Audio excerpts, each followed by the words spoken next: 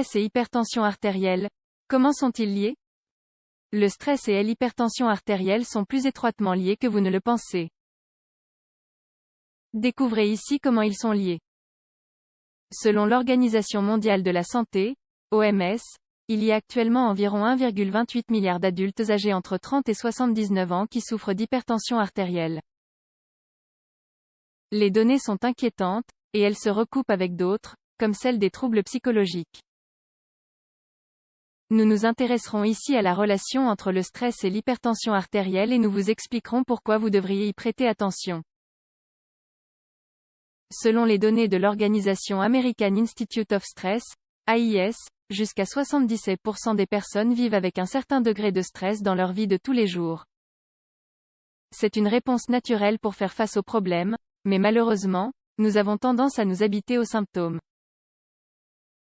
La relation entre le stress et l'hypertension artérielle.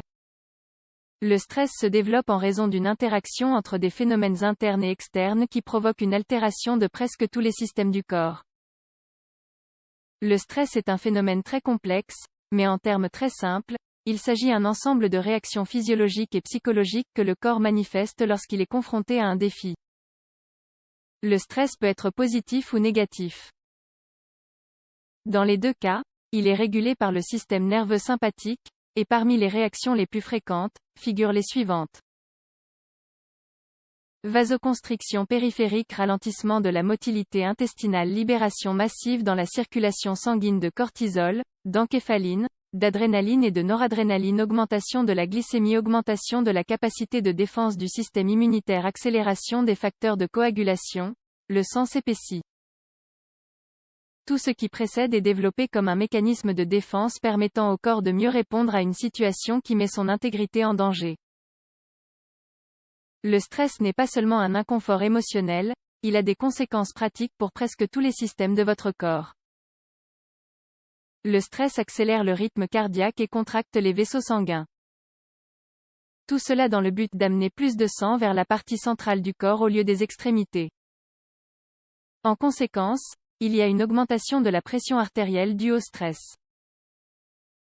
Toutefois, ce phénomène est temporaire, il dure donc aussi longtemps que les autres symptômes de stress.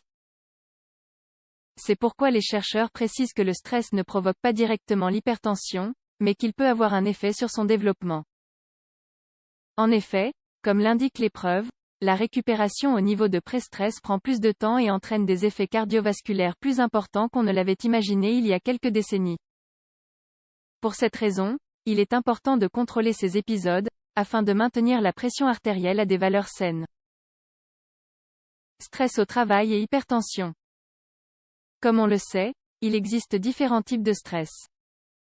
Depuis quelques décennies, l'étiquette de stress au travail s'est popularisée pour désigner les épisodes de stress qui se déclenchent dans un contexte professionnel. Des recherches montrent constamment que le stress au travail est un facteur important dans le développement de l'hypertension artérielle. Les heures de travail intenses, la pression pour atteindre les objectifs, la peur des réductions de personnel et le besoin d'avoir plus d'argent ne sont que quelques-unes des raisons à l'origine du stress au travail. Le syndrome du burn-out des travailleurs est un risque potentiel pour les sujets souffrant d'hypertension. L'A inclus dans la CIM-11. 7 façons de réduire le stress. Rappelons qu'il n'y a aucune preuve indiquant que le stress provoque une hypertension artérielle, la maladie, mais c'est l'un des nombreux facteurs qui affectent le processus, avec la prédisposition génétique, le poids, le tabagisme, entre autres. En nous basant sur les suggestions de Harvard Health Publishing, nous vous invitons à pratiquer ce qui suit. Améliorez l'organisation de votre temps. Ne laissez pas les choses importantes ou difficiles pour la fin. Gérez vos moments de loisirs et évitez d'accumuler des tâches qui se traduiront par une augmentation de votre stress. Reposez-vous suffisamment. En moyenne, il est recommandé de dormir 8 heures par jour sans interruption. Bien dormir aidera votre esprit et votre corps à retrouver l'énergie dont ils ont besoin pour faire face aux responsabilités quotidiennes. Développez vos relations sociales. Faire des activités avec des amis est très important pour la santé mentale. Pratiquez des techniques relationnelles. Par exemple, le yoga, la méditation ou encore les exercices de respiration. Incluez dans votre routine des méthodes qui vous procurent une tranquillité d'esprit, afin que vous puissiez les utiliser comme une échappatoire lorsque le stress vous guette. Résolvez les problèmes stressants. La meilleure réponse aux problèmes qui vous stressent est de les affronter et non de les fuir. Vous verrez que vous pouvez presque toujours les résoudre sans obstacle majeur.